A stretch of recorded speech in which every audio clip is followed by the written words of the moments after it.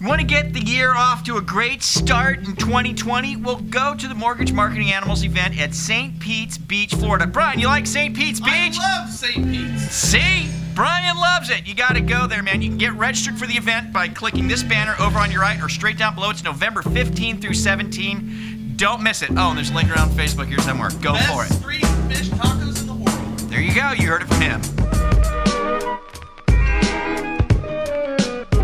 All right, we've gone down this road, but this is very interesting. Let me ask you guys, is Zillow your friend? Do you like them? Do they like you? That's always been your question. It's never been mine. Well, here's the deal. You no longer have to guess about any of this. Because you see, just a couple of days ago, past CEO of Zillow, Spencer Rascoff, posted on Facebook about the new class that he's teaching over at Harvard Business Law School. That's a pretty good gig. It's good to be the king, isn't it? Anyways, in his post, he said he's not allowed to stream his lesson plan, but he's more than happy to tell you what they're going to talk about in said lesson. I found it really, really revealing. Better put, you should find it really, really revealing. So here's what he says about lesson 3, verbatim, word for word, from Zillow's past CEO, Spencer Rascoff.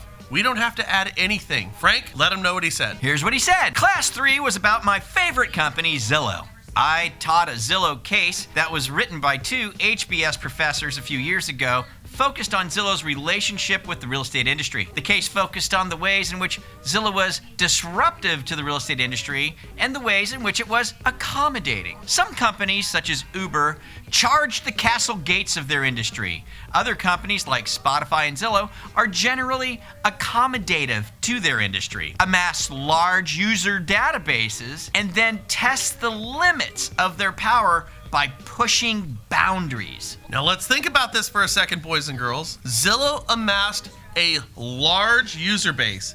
That's what he said. Oh, off the backs of all you real estate agents and the listings that you just handed over to Zillow. Better put, your MLS has just handed your listings over. They got account reps over there at Zillow working your MLSs. I mean, just working these guys. Then they use those listings to build the biggest audience in the history of real estate with the sole purpose of, what did he say, Frank? What was that? Oh yes, I remember, testing the limits of their power by pushing boundaries. His words, not mine. Now, you should ask yourself, what and whose boundaries did Zillow push? Spoiler alert here, all of you real estate agents and companies who just handed over your most valuable asset, your listings. So Frank, what did Spencer say in lesson 4? Well, Brian, he said, Class 4 was also about Zillow and discussed one of those boundaries. Zillow's move into being an iBuyer, in which Zillow buys homes from homeowners, readies them for resale, and quickly sells the homes to another buyer. Zillow's move into iBuying is as challenging, exciting, ambitious, and risky as Disney's move into direct-to-consumer streaming. It also introduces significant challenges as the company moves from being solely a digital media business, which sells advertising, towards being a real estate company that buys, owns, and sells homes. Again, guys, his words, not ours. What did he say about boundaries? He's pushing them, moving from being solely a digital media business, which sells advertising, that's you real estate agents, towards being a real estate company. Yes, Zillow is a real estate company, your direct competition, the biggest you've ever had, built from the ground up off the hard work and sweat of all you real estate agents. And nobody said no. Well, one person did. And let's read the one response from somebody that I don't know on this post from ex-CEO Spencer Rascoff of Zillow. One person. Okay, here's the response, and it's from a realtor named Tiffany Jones. She says, all respect, Spencer. However, what your case study on Zillow most likely left out was the fact that you straight up lied to your loyal clients who were paying you massive amounts of money by promising, and I was in Las Vegas and heard these words from both you and Richard, that you were not getting into the real estate business buying and selling as Zillow. There were rumors, and you told us your mother was a realtor, and she would be very upset if you did, and it wasn't but 2 years later that you were in the real estate industry buying and selling homes as Zillow. I quit paying Zillow for leads immediately after you entered the market because you and Richard are bold-faced liars. Well, that's kind of biting now, isn't it? But hey, if the shoe fits, you know what they say. Her response says a whole bunch. It's very personal, talking about your mom in real estate,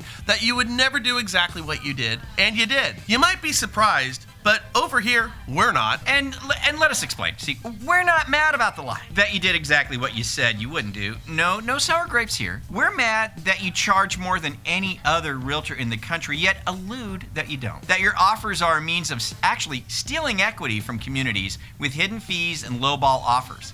That Zillow has a fiduciary not to the client, but to your shareholders. And when you get your money, that money leaves the community. It's not reinvested in local small businesses like when a realtor gets a deal done, offering a lower commission, then can go and get new tires on their car, etc. Nope, it's not that. It's that you don't admit who you are and what you've done. Now, here's the irony, that for all your deeds of deceit, you get a gig at Harvard Business School. Now, I wonder if, in your class, that you're going to talk about the pound of flesh that you've taken from not only the real estate community, but the cities that they represent. And you know, right now, as we speak, and people are watching this, real estate agents and loan officers are handing over their credit card to Zillow right now. Celebrating them. Here's my money.